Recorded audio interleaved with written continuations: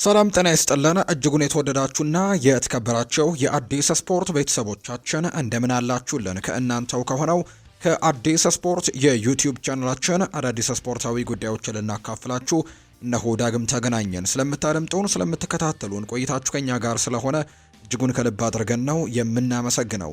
በዛሬ ፕሮግራማችን የተለያዩ ስፖርታዊ ጉዳዮችን ወደ እናንተ እያደረሰን ቆይታን የምናደርግ ይሆናል። ከነዚህ መካከል ትልልቆቹን የአውሮፓ ክለቦች የተመለከቱ እጅግ በርከት ያሉ ስፖርታዊ ጉዳዮችን እያነሳን ቆይታን እናደርጋለን። ውድ ቤተሰቦቻችን ዛሬ የሚደረጉ ተጠባቂ የተወዳጁ የእንግሊዝ ፕሪምየር ሊግና በሌሎችም ሊጎች የሚደረጉ መርሃ ግብሮች አሉ። የእነሱን የጨዋታ ጥቆሞች ወደ እናንተ እናደርሳለን። ትልልቆቹን ክለቦች የተመለከቱ ስፖርታዊ ጉዳዮችንም እያነሳን ቆይታን የምናደርግ ነው የሚሆነው። ይህንን ፕሮግራም ፉአድ ባህሩ እየመራው ቆይታን አደርጋለሁ። እስከ ፕሮግራማችን ፍጻሜ ድረስም እናንተም ከኛ ጋር አብራችሁ እንድትቆዩ የአክብሮት ግብዣዬን ወደ እናንተ ለማድረስ እወዳለሁ። እስከ ፕሮግራማችን ፍጻሜ ድረስ አብራችሁኝ ቆዩ። ከመሸጋገሪያ በኋላ በድጋሚ ተመልሰን የምንመጣ ይሆናል። አብራችሁኝ ቆዩ።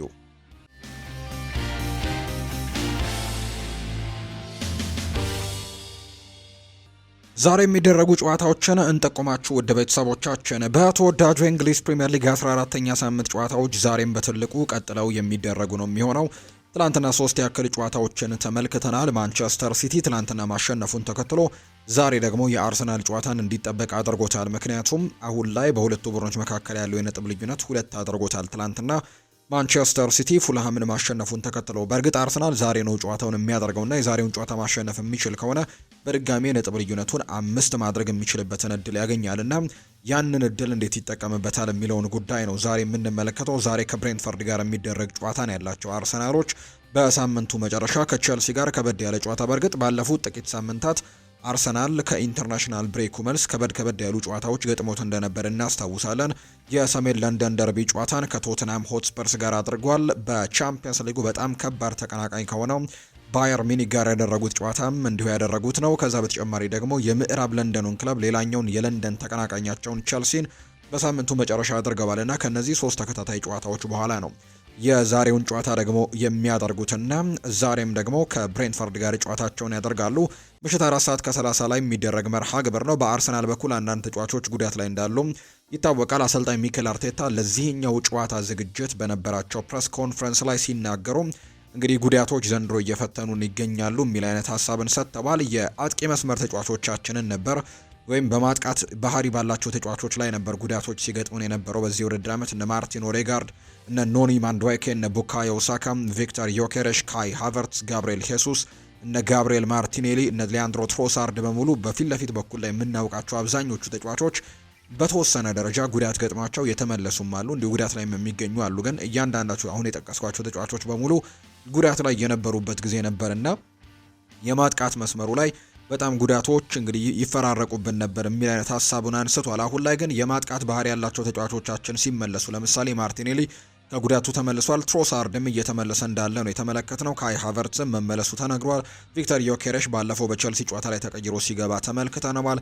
ማርቲን ኦዴጋርድም በዛ ጨዋታ ላይ ተቀይሮ ገብቷል። ማንድዌኬም ተመልሷል። ሳካም እንዲሁ አሁን ከጉዳት ነጻ ሆኖ እያገለገለ ነው የሚገኘውና የማጥቃት ባህሪ ያላቸው ተጫዋቾች ከጉዳታቸው እያገገሙ ሲመጡ ደግሞ የመከላከል ተጫዋቾቻችን ላይ ጉዳት እየደረሰ ነው የሚል አይነት ሀሳብን ሰጥቷል።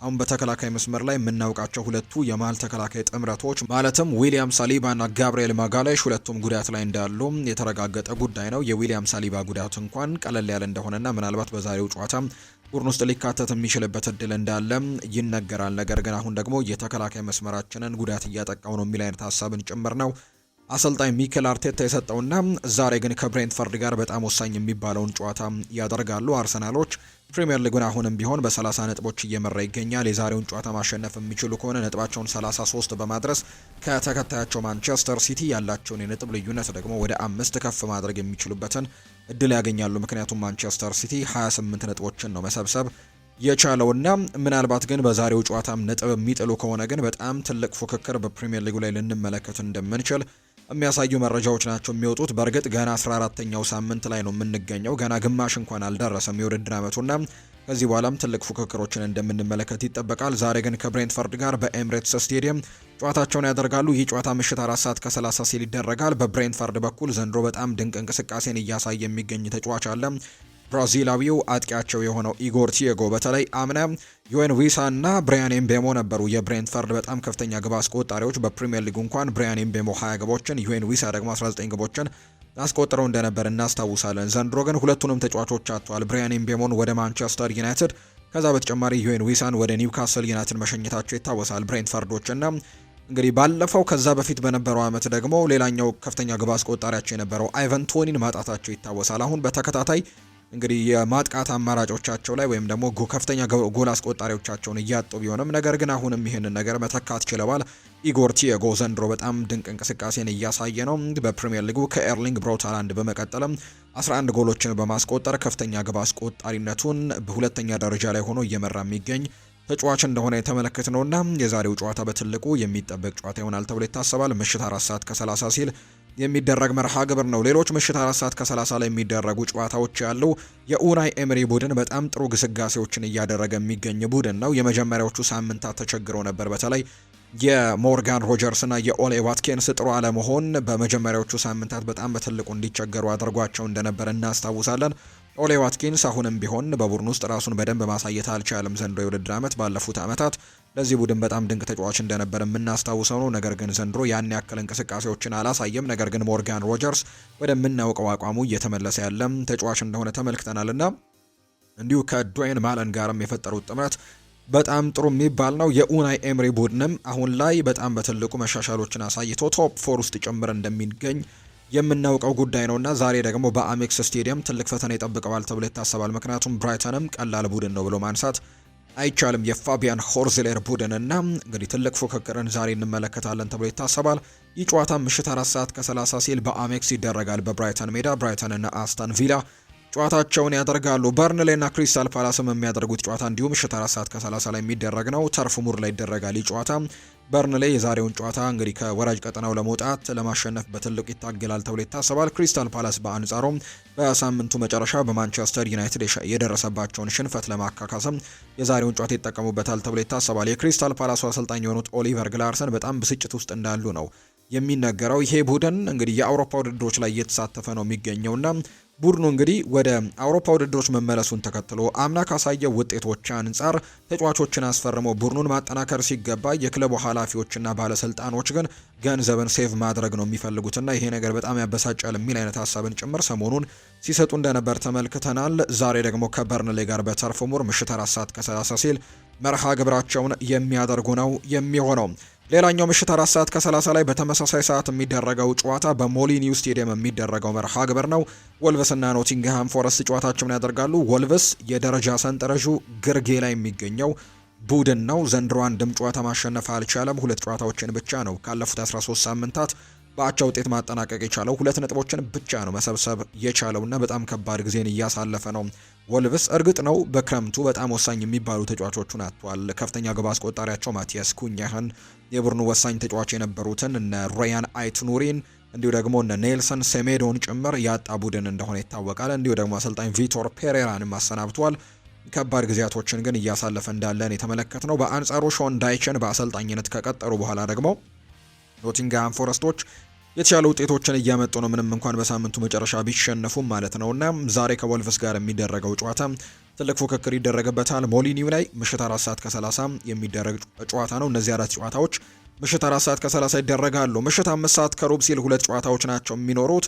ሊድስ ዩናይትድ በኤላንድ ሮድ ከቼልሲ ጋር ጨዋታውን ያደርጋል። ለዳንኤል ፈርከ የሞት ሽረት ትግል ያለበት ጨዋታ ይሆናል ተብሎ ይታሰባል። ምክንያቱም የዛሬውን ጨዋታ መሸነፍ ለስንብት ራሱን ማንደርደር ነው ወይም ደግሞ ወደ ስንብቱ በር መቃረብን ያመጣበታል ተብሎ ይታሰባል። ምክንያቱም 2 ጨዋታ እድሜ እንደተሰጠው የሚያሳዩ ሪፖርቶችን እየተመለከተን ነው። ወትሮም ቢሆን ወደ ፕሪሚየር ሊጉ በመጡ ጊዜ ዳንኤል ፈርከን አላመኑትም ነበር። የሊድስ ዩናይትድ ባለስልጣኖች በፕሪሚየር ሊጉ ላይ ጥሩ ነገሮችን ያመጣልናል ብለው አልጠበቁም ነበር። በአንጻሩ በፕሪሚየር ሊጉ ልምድ ያለውን አሰልጣኝ ማምጣት ፈልገው ነበር። ሻምፒዮንሺፕ ላይ ግን ሻምፒዮን ሆኖ እንዳመጣቸው የምናስታውሰው ነውና ለዛ ለሰራው ስራ ክሬዲት እንዲሰጠው አድርገው ፕሪሚየር ሊጉ ላይ እንዲቆይ አድርገውት ነበር። ነገር ግን የተጠበቀውን ማምጣት አልቻለም። ጥሩ ሳምንታትን ያሳለፈበት ጊዜ ነበር። ነገር ግን አሁን ላይ ወደ መጨረሻ ላይ መንሸራተቶች ገጥሞታል። ተከታታይ ጨዋታዎችንም እየተሸነፈ ነው። ስለዚህ የዛሬውን የቸልሲ ጨዋታ የሚሸነፍ ከሆነ ደግሞ ወራጅ ቀጠናው ላይ ተዘፍቆ እንዲቀር ያደርገዋልና ሊድስ ከወዲሁ ቶሎ መፍትሄዎችን መወሰን እንዳለበት እየተነገረ ነው። የአሰልጣኞችንም ስም ዝርዝር እየሰማን ነው ከሊድሱ ጋር እነ ብሬንዳን ሮጀርስ እነ አንጌ ፖስት ኮግሉ ስማቸውን የምንሰማቸው አሰልጣኞች ናቸውና እንግዲህ ሊድስ ዩናይትድ የዛሬውን ጨዋታ ከቸልሲ ጋር የሚያደርገውን መርሃ ግብር ማሸነፍ ይጠበቅበታል ተብሎ ይታሰባል። ነገር ግን ከባድ ጨዋታ ነው የሚሆነው፣ ምክንያቱም ቸልሲ ባለፉት ሳምንታት በጣም ጥሩ ቡድን እንደሆነ እያስመለከተ ይገኛል። ያንን አቋም በወጥነት መቀጠል የሚችሉ ከሆነ ትልቅ ደረጃ መድረስ እንደሚችሉ በርካቶች ያነሳሉ። ዛሬ ቸልሲ ከሊድስ ዩናይትድ ጋር ጨዋታውን ያደርጋል። በአንጻሩ ምሽት ሌላኛው 5 ሰዓት ከሩብ ላይ የሚደረገው ጨዋታ በሳምንቱ መጨረሻ ዌስትሃም ዩናይትድን በማሸነፍ የተወሰነ እፎይታን ማግኘት የቻለው ሊቨርፑል ዛሬ ደግሞ በሜዳው በጣም ክስተት የሆነውን ሰንደርላንድን በዚህ ውድድር ዓመት በጣም ጥሩ ጊዜን እያሳለፈ የሚገኘውን ሰንደርላንድን የሚገጥሙበት ጨዋታ ይጠበቃል። በሊቨርፑል በኩል የአሰልጣኝ አርነ ስሎት ውሳኔ በትልቁ ይጠበቃል ተብሎ ይታሰባል። ምክንያቱም በዌስትሃም ዩናይትዱ ጨዋታ የቡድናቸው ኮከብ የሆነውን መሐመድ ሳላህን ተጠባባቂ ወንበር ላይ አስቀምጠው ነው ጨዋታውን የጀመሩት። በዚህ ውድድር ዓመት መሐመድ ሳላህ የሚጠበቀውን አይነት ነገሮችን ማሳየት ባለመቻሉ ምክንያትና የዛሬው ጨዋታ ላይ አሰልጣኝ አርነ ስሎት ይህንን ውሳኔ ይደግሙታል ወይ በትልቁ የሚጠበቅ ጥያቄ ነው። እንግዲህ ለቡድኑ ውጤት የማያደርጉት ውሳኔ እንደማይኖርና ነገር ግን መሐመድ ሳላህ የቡድናቸው ኮከብ ተጫዋች እንደሆነ አሁንም ምርጡ ተጫዋቻቸው እንደሆነ ጭምር ግን አንስተዋል አሰልጣኝ አርነ ስሎትና በዛሬው ጨዋታ ላይ የሚወስኑት ውሳኔ የሚጠበቃል። ሰንደርላንድ በጣም ጥሩ ቡድን እንደሆነ የምናውቀው ነው። የሌብሪስ ቡድን እንግዲህ ዘንድሮ በጣም ክስተት የሆነ ቡድን ነውና በፕሪሚየር ሊጉም ከፍተኛ ደረጃዎች ላይ ከሚገኙ ቡድኖች መካከል አንደኛው ነው። ዛሬ በአንፊልድ ሮድ ደግሞ ጨዋታቸውን ያደርጋሉ ሊቨርፑልና ሰንደርላንድ። ይህም ጨዋታ ምሽት 5 ሰዓት ከሩብ ሲል የሚደረግ ነው። በስፓኒሽ ላሊጋም ጨዋታ ይደረጋል። አንድ መርሃ ግብር ነው ዛሬ በስፓኒሽ ላሊጋ ያለው። ትላንትና ባርሴሎናና አትሌቲኮ ማድሪድ ጨዋታቸውን አድርገው ባርሴሎና 3-1 አሸንፎ አሁንም የሊጉን መሪነት አጠናክሮ መቀጠሉ ይታወሳል። ሪያል ማድሪድ ይህንን ጉዞ ደግሞ መከተል ይኖርበታል። ነጥቦች የሚጥል ከሆነ አሁንም ወደ ኋላ ሸርተት ማለቱ አይቀሬ ነው የሚሆነውና ዛሬ ደግሞ በሳን ማሜስ ነው ጨዋታውን የሚያደርገው ከአትሌቲክ ቤልባኦ ጋር የሚደረግ ተጠባቂ ጨዋታ ነው ሪያል ማድሪዶች የሚያደርጉት። ያለፉትን 3 ሳምንታቶች በስፓኒሽ ላሊጋ አንድም ጨዋታ ማሸነፍ አልቻሉም። ሶስቱንም ጨዋታዎች በአቻ ውጤት ነው ያጠናቀቁት ሪያል ማድሪዶችና ከነዚህ የአቻ ውጤቶች እንግዲህ ካለፉት 3 ጨዋታዎች ማግኘት ከነበረበት 9 ነጥብ ማግኘት የቻለው 3 ነጥቦችን ብቻ ነውና ይህም ለሻቪ አሎንሶ ቡድን እጅግ ከባድ አድርጎበታል። ወትሮንም ቢሆን በመልበሻ ክፍል ውስጥ በጣም ችግሮች እንዳሉ በተደጋጋሚ ይነሳልና የዛሬውን ጨዋታ ግን የግድ ማሸነፍ እንደሚጠበቅባቸው የሚያሳዩ መረጃዎች ናቸው። በአትሌቲኮ ቤልባኦና በሪያል ማድሪድ መካከል ምሽት 5 ሰዓት ሲል የሚደረግ መርሃ ግብር ይሆናል ተብሎ ነው የሚጠበቀው። በኮፓ ኢታሊያም የሚደረጉ ጨዋታዎች አሉ። አታላንታ ከዤኖዋ ጋር ጨዋታውን ያደርጋል። ይህ ጨዋታ ቀን 11 ሰዓት ሲል እየጀመረ መርሃ ግብር ነው። ሌላው ግን ምሽት 1 ሰዓት ሲል ናፖሊ በሜዳው ዲኤጎ አርማንዶ ማራዶና ስቴዲየም ከካግሊያሪ ጋር የሚያደርገው ጨዋታ ይጠበቃል። ኢንተር ሚላን በሜዳው ሳንሲሮ ጁሴፔ ማይዛ ቬንዚያን የሚያስተናግድበት ጨዋታም እንዲሁም ይደረግ ነው። በጀርመን የዋንጫ ጨዋታ ይደረጋል፣ ማለትም የካፕ ውድድር ይደረጋል። በጀርመን ዲኤፍቢ ፖካል ውድድርም ዛሬ ጨዋታዎች ይደረጋሉ። ምሽት 1 ሰዓት ሲል ቦሃምና ሽቱትጋርት ጨዋታቸውን ያደርጋሉ። ፍራይበርግና ድራምሽታድ የሚያደርጉት መርሃ ግብርም እንዲሁ አለ። ምሽት 4 ሰዓት ከ45 ሲደረግ ሃምቡርግና ሆልሽታይድ የሚያደርጉት ጨዋታም እንዲሁ ይጠበቃል። ኡኒየን በርሊን እና ባየር ሚኒክም ምሽት 4 ሰዓት ከ45 ላይ ዛሬ የሚያደርጓቸው ጨዋታዎች የሚጠበቁ ጨዋታዎች ይሆናሉ ተብሎ ነው የሚታሰበው። ዛሬ በትልልቆቹ ሊጎች የሚደረጉ መርሃ ግብሮች እነዚህን ነው የሚመስሉት። አሁን ደግሞ ክለቦችን የተመለከቱ ስፖርታዊ ጉዳዮችን እናንሳ። ማንቸስተር ዩናይትድን የተመለከተ መረጃን ነው በማስቀደም የዛሬ ፕሮግራማችንን የምንጀምረው። ወደ ቤተሰቦቻችን ከማንቸስተር ዩናይትድ ጋር በተያዘም የምናነሳው ጉዳይ በዚህ ሲዝን በፕሪሚየር ሊግ የተጋጣሚ ቡድኖችን ኳስ ከራሳቸው የግብ ክልል መስርተው ወደ ተቃራኒ የግብ ክልል እንዳይደርሱ ከሚያደርጉ ክለቦች መካከል ስም ዝርዝራቸው ይፋ ሲደረግ ማንቸስተር ዩናይትድ እንደሚገኝበት ነው መረጃዎች የወጡት። ፕረስ በማድረጉ በጣም ትልቅ ቁጥሮችን እያስመዘገቡ እንደሚገኝ ነው የተገለጸው። ማንቸስተር ዩናይትድ በዚህ ሲዝን ከኒውካስል ዩናይትድ እና ከአርሰናል በመቀጠል የተቃራኒ ቲም ኳስን ከኋላ ቢውልድ አፕ አድርጎ እንዳይወጣ ከሚያደርጉ ቡድኖች መካከል በሶስተኛ ደረጃነትም የተቀመጠ ቡድን አድርጎታል። ይህም የተጋጣሚ ቡድኖችን ኳስ ይዘው ወደ ተቃራኒው ግብ ክልል እንዳይደርሱ ለማድረግም ትልቅ ፕሬሲንግ የሚጠቀሙ ቡድኖች መካከል አንደኛው እንዲሆኑ አድርጓቸዋልና ከኒውካስልና ከአርሰናል በመቀጠል ሶስተኛ ደረጃ አስቀምጧቸዋል። ይህ ስታት እንደሚናገረው ከሆነ ዩናይትድ የተጋጣሚ የኋላ ክፍልን በደንብ ፕረስ እንደሚያደርግና እንደሚጫን የሩበን አሞሪም ቡድን ያሳያል የሚሉ ቁጥራዊ መረጃዎች ናቸው የበጡት። ሌላኛው የምናነሳው ጉዳይ የመልበሻ ክፍሉን በተመለከተ ነው። እንግሊዛዊው የማንቸስተር ዩናይትድ የተከላካይ ስፍራ ተጫዋች ነው ሉክ ሻው የመልበሻ ክፍሉ ዝምተኛው ተጫዋች መሆኑ ነው እየተገለጸ የሚገኘው። ተጫዋቹ ጥሩ ስብዕና እንዳለው ሲገለጽ፣ ከኩኛ ጋር ደግሞ በጣም የቅርብ ወዳጅ መሆኑ ነው እየተነገረ የሚገኘው። በመልበሻ ክፍል ውስጥም ዝምተኛው ተጫዋች እንደሆነና እንግዲህ ለሰዎች የማይጎረብጥ ጥሩ ስብዕና ያለው ተጫዋች እንደሆነ እየተገለጸ ይገኛል። በአጠቃላይ የማንቸስተር ዩናይትድ መልበሻ ክፍል ካለፉት ዓመታት አንጻር ሲታይ በጥሩ ሁኔታ ላይ እንደሚገኝ ነው መረጃዎች የሚያሳዩት። አሁን በሩበን አሞሪም ስር በጣም የተረጋጋ መልበሻ ክፍል እንደሆነ የሚያሳዩ ነገሮችን እየተመለከትንበት እንገኛለን እና አሁን ላይ በጣም ሰላማዊ የመልበሻ ክፍልን ነው በማንቸስተር ዩናይትድ በኩል መረጃዎች እየወጡ የሚገኙት። ማንቸስተር ዩናይትድ ሉክ ሾውን ለ1-1 ግንኙነትም ለማሸነፍ ከባድ የሆነ ተጫዋች አድርገው ይቆጥሩታል። ጨዋታዎችንም የመረዳት ከፍተኛ አቅም ያለው ምርጥ ተጫዋች አድርገው ነው የሚመለከቱትና በተለይ 1-1 ወይም ደግሞ 1v1 ላይ በጣም ጠንካራ ተከላካይ እንደሆነ አድርገው ይመለከቱታል። ተቃራኒ ተጫዋቾች በተለይ የተቃራኒ የአጥቂ መስመር ተጫዋቾች ከሉክ ሾው ጋር 1-1 በሚገናኙበት ጊዜ እሱን ለማለፍ እንደሚቸገሩና በዛ ላይ በጣም ጠንካራ እንደሆነ የማንቸስተር ዩናይትድ ሰዎች እንደሚያምኑ መረጃውም ወጥቷል። ከማንቸስተር ዩናይትድ ጋር በተመለከተ አንዳንድ ጉዳዮችን ሌላኛው የምናነሳው ጉዳይ ከዩናይትድ እይታ አንጻር ቡድኑን ማጠናከር አስፈላጊ ቢሆንም የጥር ተጫዋቾች የዝውውር መስኮት ግን ተስማሚ ድል ተደርጎ እንደማይታይ ነው መረጃዎች የወጡት። ማንቸስተር ዩናይትድ በጥር ተጫዋቾች የዝውውር መስኮት ተጫዋቾችን ያስፈርመው ቡድኑን ያጠናክራል ለማለት በጣም አስቸጋሪ ሊሆን እንደሚችል የሚያሳዩ ነገሮችን ነው እየተመለከትን የምንገኘው። በአንጻሩ ማንቸስተር ዩናይትድ ራሱን በደንብ ለማጠናከርና አሁንም ቡድኑን መስራቱን ለመቀጠል የክረምት ተጫዋቾች የዝውውር መስኮትን ሊጠብቅ የሚችልበት እድሉ እንዳለ ነው የተገለጸው። በዚህ እንደ እድል ከተፈጠረ እንግዲህ ማንቸስተር ዩናይትድ ፈጣን እርምጃ ይወስዳል የሚል ግምት እንዳለ ግን ተነግሯል። እንግዲህ ጥሩ ነገሮችን ከተመለከቱ ወይም ደግሞ በዝውውር ገበያው ላይ ጥሩ ነገሮችን ማግኘት የሚችሉ ከሆነ ቶሎ ውሳኔዎችን ሊወስኑ ይችሉ ይሆናል እንጂ ካልሆነ ግን ተጫዋቾችን ለማስፈረም ወደ እንቅስቃሴ ይገባሉ ተብሎ እንደማይጠበቅ ነው ላውሪ ዊትዌል የዘ አትሌቲኩ ጸሐፊ እየተናገረ የሚገኘው። ጥር ላይ ተጫዋቾችን በውሰት ከማምጣትና ከመልቀቅ በዘለለ ግን የተለየ ነገር ላይኖር እንደሚችል ግምቶቹንም በትልቁ እያጋራ ይገኛል። ላውሪ ዊትዌል ባጋራው መረጃ መሰረት አርሰናልን የተመለከቱ መረጃዎችን እናንሳ። አርሰናል ዛሬ ጨዋታ እንደሚያደርግ ቀደም ብዬ ገልጬላችኋለሁ። ብሬንትፈርድም የለንደን ከተማ ክለብ ነውና ዛሬ ሌላ የለንደን ደርቢ ጨዋታ ነው የሚያደርጉት። ምሽት 4:30 ሲል ከብሬንትፈርድ ጋር የሚደረግ ጨዋታም እንደሆነ ቀደም ብዬ ገልጬላችኋለሁ። በአርሰናል በኩል አንዳንድ ተጫዋቾች ጉዳት ላይ እንዳሉ ይታወቃልና አሰልጣኝ ሚኬል አርቴታ በነበራቸው ጋዜጣዊ መግለጫ ላይ ደግሞ እየጠቀሷቸው ተጫዋቾች አሉ በዛሬው ጨዋታ በጉዳት ምክንያት የማይኖሩትን። አዲስ የተከሰተ ጉዳት አለው የሚል ጥያቄ ቀርቦለት ነበር አሰልጣኝ ሚኬል አርቴታ በመጀመሪያም ሲያብራራ በዚህ ዙሪያ ጠቃሚ መረጃ ላልነግራችሁ እችላለሁ፣ ምክንያቱም ከልምምድ በኋላ ሌላ ልምምድ ይኖረናልና ነገ እንግዲህ ወይም ደግሞ ዛሬ ጨዋታው እስኪደርስ ድረስ በሚኖረው ነገር ላይ ምን ሊፈጠር እንደሚችል አላውቅምና በዚህ ጉዳይ ላይ ይሄ ነው ብዬ መረጃዎችን መናገር አልችልም ሲል ነው አሰልጣኝ ሚኬል አርቴታ የተናገረው። የበርካቶች ጥያቄ የሆነው የዊሊያም ሳሊባንም ጉዳይ ጋዜጠኞች ጥያቄ አቅርበውለት ነበር። በትንሹም ቢሆን እግሩ ላይ ጥሩ ስሜት እየተሰማው አይደለም። እናም ይህንን ስሜት ለማስታመም ደግሞ ትንሽ ቀን ይፈልጋል። ምን ያክል ከጉዳቱ እያገገመ እንደሆነ በዛሬው የልምምድ ክፍለ ጊዜ ላይ እንመለከትና እንወስናለን ሲል ነው ስለ ዊሊያም ሳሊባ ጉዳይ የተናገረውና ከንግግሩ መረዳት እንደሚቻለው በዛሬው ጨዋታ ላይ ይሰለፋል የሚል ሀሳቦች ላይኖሩ እንደሚችሉ እየተገለጸ ነው። አሁንም የተወሰኑ የህመም ስሜቶች እንዳሉት ነው የተናገረው። ሌላኛው የትሮሳርድም ጉዳይ ጥያቄ ቀርቦለት ነበር። ትሮሳርድ ከጉዳቱ ለማገገም ትንሽ ጊዜያቶች ብቻ ነው የሚቀሩት ሲልም ጭምር ነው የተናገረው። የካይ ሃቨርትስንም ጉዳይ በተመለከተ ተናግሯል። የሳምንታት ጉዳይ ነው የቀረው። በቀጣይ ሳምንት ውስጥም ምን ያክል ከጉዳቱ እንዳገገመ ምርመራ የምናደርግለት ይሆናል። እስካሁን ጥሩ እየሰራ ይገኛል። በሜዳ ላይ የሚሰራቸውም ስራዎችም በጣም ጥሩ የሚባሉ ናቸው። ነገር ግን አሁንም ቢሆን ትንሽ ጊዜም ይፈልጋል ሲል ጭምር ነው የተናገረው።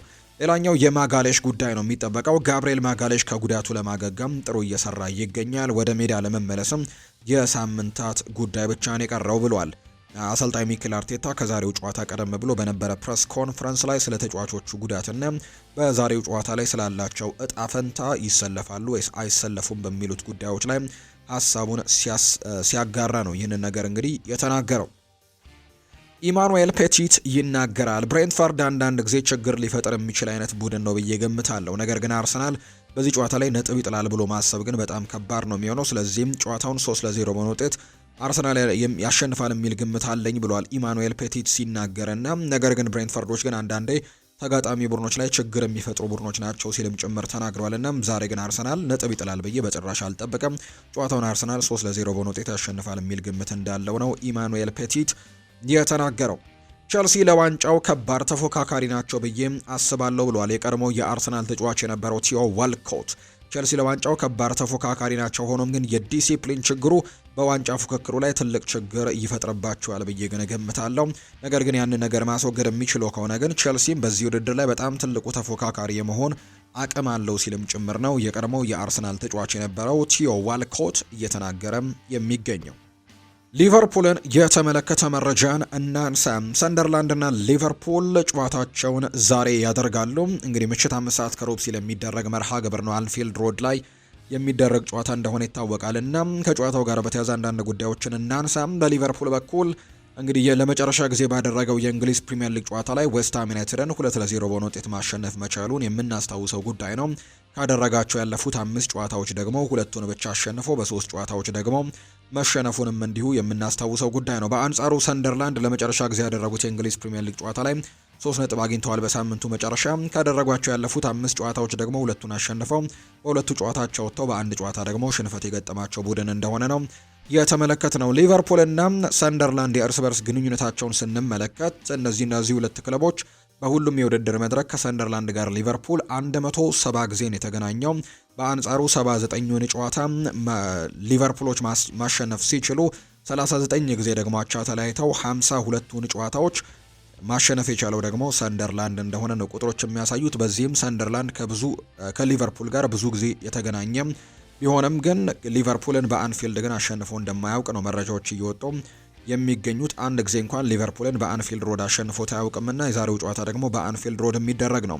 በዛሬው ጨዋታ ላይ እንዲሁ ጂኦቫኒ ሊዮን ለረጅም ጊዜ ጉዳት ላይ የሚገኝ ተጫዋች ነው። በዛሬው ጨዋታ ላይ አይኖርም። ባጀቲች፣ ፍሪምፖንግ እና ኮነር ብራድላይ በዛሬው ጨዋታ ላይ የመሰለፍ ዕድል የሌላቸው ተጫዋቾች እንደሆኑ ተነግሯል። ይህንን ተከትሎ አሰልጣኝ አርኔ ስሎት ምናልባት በዛሬው ጨዋታ ባለፈው ሳምንት የተጠቀሙበትን የጨዋታ ሲስተም ዛሬም ይዘው ይገባሉ የሚል ግምት አለ።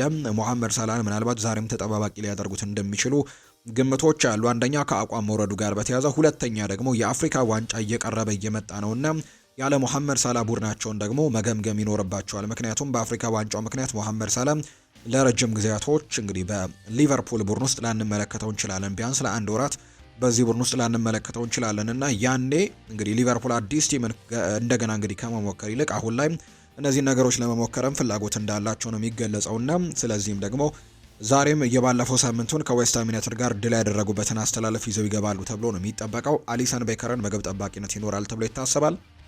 ጆ ጎሜዝ፣ ኢብራሂማ ኮናቴ፣ ቨርጂል ቫንዳይክ እና ሚሎስ ኪርኬዝ ይኖራሉ። አሌክሲ ማካሊስተርን ከግራቨንበርች ጋር እንዲሁ ደግሞ ቪርትስ፣ ሶቦስላይ፣ ጋክፖ እና አሌክዛንደር ኢሳክ በዛሬው ጨዋታ ላይ በቋሚ አስተላለፍ ውስጥ የመኖር ዕድላቸው ሰፊ ነው ተብሎ ነው የሚታሰበው። በሰንደርላንድ በኩል እንግዲህ ጉዳት ላይ የሚገኙ ተጫዋቾች ሙንድሌ፣ አሊሴ እንዲሁ ደግሞ ሃጅ ዴሌ እና ዲአራ በዛሬው ጨዋታ ላይ በጉዳት ምክንያት ማገልገል የማይችሉ ተጫዋቾች እንደሆኑ ነው የተነገረው። በተከላካይ ስፍራ ላይ ሙኬሌን፣ አልደርቴን፣ ባላርድ እና እንዲሁም አንዳቫን ይጠቀማሉ። ዣካ፣ ሊፌ እና ሳዲቂ ደግሞ በአማካይ ስፍራ ላይ ይኖራሉ። በርትራንድ ትራዎሬ፣ ኢሶዶር እና እንዲሁ ደግሞ ታሌቢ በዛሬው ጨዋታ ላይ በአጥቂ መስመር ላይ ሰንደርላንድን ይመራሉ ተብለው የሚጠበቁ ተጫዋቾች እንደሆኑ ነው ግምታዊ አስተላለፎቹ የወጡት። ማንቸስተር ሲቲን ደግሞ የተመለከቱ መረጃዎችን እናንሳ። ትላንትና እንግዲህ ሲቲ በጣም አስጨናቂ የሚባል የመጨረሻዎቹ ደቂቃዎችን የተመለከተ ነው። ምክንያቱም ይሄ ቡድን 5-1 እየመራ በነበረበት ሰዓት 3 ግቦች ተቆጥረውበት 5-4 በሆነ ውጤት ነው ጨዋታውን ያጠናቀቀውና በጣም ከባድ ትንቅንቆችን መጨረሻ ላይ አድርገዋል። ፔፕ ጓርዲዮላም እንግዲህ ትላንትና ጋዜጣዊ መግለጫ ሲሰጡ ተመልክተናቸዋል።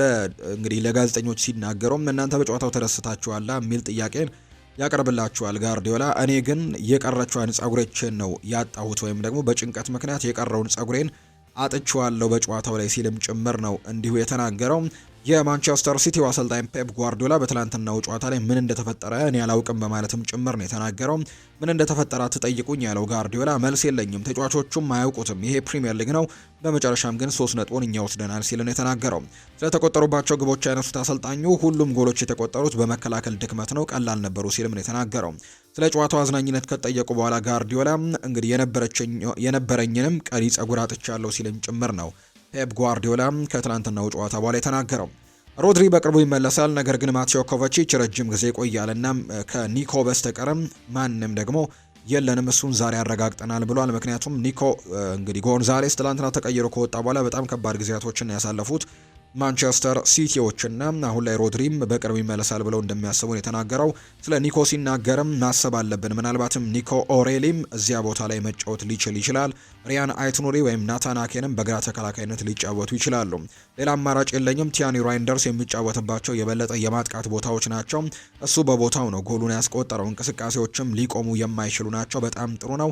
እናም ደግሞ የሆነ ነገር ማግኘት አለብን ብሏል ፔፕ ጓርዲዮላ ሲናገር። ስለ ማንቸስተር ሲቲ ቀጣይ ጨዋታም ተጠይቆ አሁን ትኩረታችን ሰንደርላንድ ላይ ነው። ከፉልሃም ጋር ያደረጉት ጨዋታን አይቻለሁ እና በጣም ጥሩ ነበሩ። አሁን ላይ ሰንደርላንድ ለምን ባሉበት ቦታ ላይ እንዳሉ ተረድቻለሁ። ጥርጥር የለውም፣ በጣም አስደናቂ ቡድን አላቸው ሲልም ጭምር ነው ፔፕ ጓርዲዮላ የተናገረው። የቲያኒ ራይንደርስ የመጀመሪያ ውድድር ዘመን ነው። የኒኮ ኦሬሊም የመጀመሪያ ውድድር ዘመን ነው በዚያ ቦታ ላይ ሲጫወት። የማታያስ ኑኔስ የመጀመሪያ ውድድር ዘመን ነው በዛ ቦታ ላይ ሲጫወት። የኒኮ ጎንዛሌዝ የመጀመሪያ ውድድር ዘመን ነው ብዙ ደቂቃዎችን ሲጫወት። ማቴዮ ኮቫቺች እና ሮድሪ ባሎንዶርን ለአንድ ዓመት ከግማሽ እሱ አልነበረም። ሮድሪ እንግዲህ ካሸነፈ በኋላ በርከት ያሉ ጊዜያቶች አልነበሩም እና አሁን ላይ እነሱ እንዲመለሱ እንፈልጋለን ብለዋል። ኤርሊንግ ሃላንድ ደግሞ በጣም አስፈላጊ ተጫዋቻችን ነው፣ እኛ በኒኮ ቦታ ላይ ተቀያሪ የለንም። ሪያን ሸርኪ አዲስ ነው ሲል ጭምር የተናገረው። በመጨረሻዎቹ ደቂቃዎች ላይ ሪያን ሸርኪ፣ በርናርዶ ሲልቫና ኒኮ ኦሮሊ የእነሱን ጎል የማስቆጠር እድሎችን ለመቀነስ ቁልፍ ነበሩ። በመጨረሻዎቹ ደቂቃዎች ላይ እንግዲህ ልዩ ነገሮችንም ሲያደርግ ነበር ሪያን ሸርኪ ሲልም ጭምር ነው የተናገረውና በጣም ጥሩ ነገሮችን አድርጓል ሲል ጭምር ነው የተናገረው። ከትላንትናው ጨዋታና ከፔፕ ጓርዲዮላ ሀሳቦች ወጣ እንበልና ደግሞ ማንቸስተር ሲቲ በጥሬ ተጫዋቾች የዝውውር መስኮት ለማስፈረም ይንቀሳቀስባቸዋል ተብሎ የሚታሰቡ ተጫዋቾች እንዳሉ የሚያሳዩ መረጃዎችን በትልቁ እየተመለከትን እንገኛለን። ሲቲ 3 ተጫዋቾችን ምናልባት ለማስፈረም ትልቅ እንቅስቃሴ ሊያደርግ ይችላል የሚሉ ግምቶች ናቸው የወጡት። አንደኛው ኤሊዮት አንደርሰን ነው። ይህ ተጫዋች በማንቸስተር ዩናይትድም በጥብቅ የሚፈለግ አይነት ተጫዋች እንደሆነ የምናውቀው ጉዳይ ነው። ነገር ግን ሲቲ ይህንን ተጫዋች ለማስፈረም ትልቅ ፉክክር ያደርጋል ተብሎ ይጠበቃል። እንደውም እንደ አንዳንድ ዘገባዎች ከሆነ ይህ ተጫዋች ኤሊዮት አንደርሰን እንደውም ትኩረቱን የሚሰጠው ለዚህ ቡድን እንደሆነ ለማንቸስተር ሲቲን መቀላቀል እንደሚፈልግ የሚያሳዩ ሪፖርቶች ደግሞ እየወጡ ይገኛሉና የማንቸስተር ሲቲን መቀላቀል ይፈልጋል የሚሉ አይነት ሀሳቦች ጭምር እየተነገሩ ይገኛሉ። ስለዚህም እንግዲህ ማንቸስተር ሲቲ ይህንን ተጫዋች የማስፈረም ትልቅ እድል ይኖረዋል ተብሎ ይታሰባል። ኤሊዮት አንደርሰንን የማስፈረም እድሎችን ያገኛል ተብሎ ይታሰባል። ሌላኛው ማርክ ጉሂ ነው። ማርክ ጉሂም ቢሆን በበርካታ ክለቦች የሚፈለግ አይነት ተጫዋች ነው። ሊቨርፑል የተከላካይ መስመሩን ለማጠናከር ከሚፈልጋቸው ተጫዋቾች መካከል አንደኛው ነው ማርክ ጉሂ። እንደውም በቅርቡ ይህንን ተጫዋች ለማስፈረም በክረምቱ የተጫዋቾች የዝውውር መስኮት በትልቁ እድሉን አግኝተው ሳይጠቀሙበት እንደቀሩ እንደውም የሕክምና ምርመራውን ጭምር አድርገው ነገር ግን ሳይሳካላቸው የቀረባቸው ጊዜ እንደነበረ እናስታውሳለን እና አሁን ላይ ያንን ነገር ማስተካከል እንደሚፈልጉና በሚቀጥለው የዝውውር መስኮት ደግሞ ይህንን ተጫዋች ለማስፈረም እንቅስቃሴ እንደሚያደርጉ ነው የሚጠበቀው። ሌላኛው አንቷን ሴሜንዮ ነው። ይህም በሊቨርፑል፣ በቶተንሃም፣ በቼልሲ፣ በማንቸስተር ዩናይትድ የሚፈለግ ተጫዋች ነው።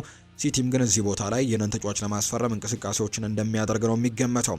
ሌላኛው ግን የራይት ባክ ላይም ወይም ደግሞ በቀኝ የተከላካይ መስመር ላይም ተጫዋችን ለማስፈረም እንቅስቃሴ ሊያደርጉ የሚችሉበት እድሉ እንዳለ እየተገለጸ ነው። በዛ ቦታ ላይ ማቲያስ ኑኔስን እየተጠቀሙ እንደሆነ ይታወቃልና አሁን ግን ተፈጥሯዊ በዛ ቦታ ላይ ከዚህ በፊትም ተጫውቶ የሚያውቅ አይነት ተጫዋችን ማስፈረም ፍላጎታቸው ነው ተብሎ ይታሰባል። በማንቸስተር ሲቲ በኩል የሪያል ማድሪድ ጉዳይን እናንሳ። አሰልጣኝ ሻቪ አሎንሶ አንቶኒ ሩዲገር ከጉዳቱ አገግሞ ወደ ጨዋታ በመመለሱ በጣም ደስተኛ ነው ተብሏል። ምክንያቱም አሰልጣኙ የአንቶኒ ሩዲገር መመለስ ለቡድኑ የሚሰጠው የሜዳ ላይ ጥንካሬ በተጨማሪ ተጫዋቹ መልበሻ ክፍል ውስጥም ያለው የመሪነት ሚና የላቀ ነው ብሎ ያምናል። ከዚህ በተጨማሪም የተከላካይ መስመሩ ላይ የሩዲገር እና የሚሊታው በድጋሚ መጣመር ደግሞ አሰልጣኙን ያስደስታል ተብሎ እንደሚታሰብ ነው ማርካ የተባለው የመረጃ ምንጭ የገለጸውና የሩዲገር ከጉዳት ማገገም በጣም እንደወደዱት ነው አሰልጣኝ ሻቪ አሎንሶን በተመለከተ መረጃዎች የወጡት። የቸልሲንም ጉዳዮች በዚሁ እናንሳ። አሰልጣኝ ኤንዞ ማሬስካ ይናገራል። አዲስ ጉዳቶችን አላስተናገድንም፣ ነገር ግን ዳሪዮ ኢሶጉን በቀጣዮቹ 3 ጨዋታዎች ላይ አናሳትፈውም ሲል ጭምር ነው የተናገረው። ኤንዞ ማሬስካ ባለፈው ሲዝን አይቼዋለሁ፣ በታህሳስ ወር አስቸጋሪ ነው። በታህሳስ 8 እና በጥር 8 ጨዋታዎች ያሉን እነዚህን ሁሉ ደግሞ አልፈን የካቲትና መጋቢት ላይ ተመሳሳይ ደረጃ ላይ ካለን ለዋንጫ ፉክክር ውስጥ እንገባለን ማለት ነውና ያኔም በፉክክር ውስጥ ካለን እንግዲህ የዋንጫ ፉክክር ውስጥ እንዳለሁኝ አስባለሁ ሲልም ጭምር ነው የተናገረው። አሰልጣኝ ኤንዞ ማሬስካ ነው ይህንን ሀሳብ እየሰጠ የሚገኘው። የዛሬው ተጋጣሚያቸው ሊድስ ዩናይትድ ነው። የሊድስ ዩናይትዱ አሰልጣኝ ደግሞ ዳንኤል ፈርከ ናቸውና ከጨዋታው ጋር አያይዞ አንዳንድ ጉዳዮችን አንስተዋል። አርሰናልን በ10 ተጫዋች ገጥመው ምርጥ አፈጻጸምን አሳይተዋል። ቸልሲዎች የሀገር ውስጥና በአውሮፓ ካሉ ምርጥ ቡድኖችም አንደኛው መሆኑን እናውቃለን። ኮል ፓልመርን መመለሱም ሌላ ነገርንም ይጨምርላቸዋል። በሊጉ ዋንጫ ለመፎካከር ጥሩ እድል አላቸው። እንደዚህ አይነት ንግግር በወሬ ሊሸወዱ አይነት ሆነው ነው የሚሰማኝ። አስቴት መስማትም ያለብን ከጨዋታው በኋላ ነው ሲል ጭምር ነው የተናገረው። የሊድስ ዩናይትድ አሰልጣኝ ዳንኤል ፈርከም ሀሳባቸውን ሲናገሩ ኢማኑኤል ፔቲትም ይናገራል። አርሰናል ከቼልሲ ጋር ሲቸገር አይቼዋለሁ። እናም ደግሞ 11 ለ10 እየተጫወቱ ጎል ተቆጠረባቸው። ባለፈው የውድድር ዘመን እስካሁን ካደረጉት ነገር ቼልሲን ስመለከት ኮንፈረንስ ሊጉን ሲያሸንፉ፣ ፓሪስ ሰን ዠርሜን ላይ የበላይነት ወስደው የክለቦች የዓለም ዋንጫን ሲያሸንፉ አይቻለሁ። ከትልልቅ ቡድኖች ጋር ማሸነፍ ይችላሉ። በሳምንቱ አጋማሽ ባርሴሎናንም አሸንፈው እንደነበር አስታውሳለሁ። ይህ ቡድን ለመሻሻል ከፊቱ ትልቅ ጊዜ ያለው፣ ነገር ግን አሁንም ለኔ አስደናቂ ክለብ ይመስለኛል ብሏል ኢማኑኤል ፔቲት ስለ ቼልሲ አሁን ስላሉበት አቋምና በአጠቃላይ ስለ ቼልሲ ጉዳዮች ሀሳቡን ሲሰጥ። ኤንዞ ማሬስካ ስለ ጆሽ አቼፖንግም አነስተኛ የመጫወቻ ደቂቃዎችም እንዲሁ ሀሳቡን ሰጥቷል። እሱ በጣም ጥሩ ተጫዋች ነው። በአሁኑ ሰዓት አለመሰለፉ ምክንያት የኛ የመሃል ተከላካዮች በጣም ጥሩ እየሰሩ መሆናቸው ነው። ዌስሊ ፎፋና ጥሩ እየሰራ ነው። ትሬቨር ቻሎባህም ጥሩ እየሰራ ነው። ጆሽም እንዲሁ ጥሩ እየሰራ ነው። ከመሃል ተከላካዮች በኩል የምንፈልገውን ይህንን ነው። ትክክለኛው ጊዜን ስናገኝም በእርግጠኝነት እድሉን ለሱም እንሰጠዋለን ሲልም ጭምር ነው ኤንዞ ማሬስካ የተናገረው። እንዲሁ ፔፕ ጓርዲዮላ ይናገራል ስለ ቼልሲ ጉዳዮች ሲያነሳ፣ ቼልሲ ከማሬስካ ጋር በየቀኑ የበለጠ እየተሻሻለን የሚገኝና የበለጠ የሚያስደንቅ ቡድን እንደሆነ እየተመለከትኩኝ ነው። ነገር ግን ፕሪሚየር ሊጉ ረጅም እንደሆነ ግን ማወቅ አለብንና ቀስ በቀስ ነው ነገሮችን ማድረግ የሚችሉት። ነገር ግን አሁንም ግን ተፎካካሪ እንደሆኑ ግን ማየት እንችላለን ሲልም ጭምር ነው ፔፕ ጓርዲዮላ ስለ ማሬስካው ቼልሲ እየተናገረ የሚገኘው። ሳይመን ጆንሰን ቀጥሎም ቼልሲዎች ከሪያል ማድሪድ ተጫዋች ሮድሪጎ ጋር መገናኘታቸውን ቀጥለዋል ብለዋል። ነገር ግን ሮድሪጎ በደሞዝና በአንዳንድ ነገሮች ዙሪያ ቼልሲን ለሚከተሉት ስትራቴጂ አይሆንም። በተጨማሪም ቼልሲዎችም በብዙ ቦታዎች ላይ በደንብ የተሟሉ ናቸው ሲልም ጭምር ነው ሳይመን ጆንሰን መረጃውን ያጋራው።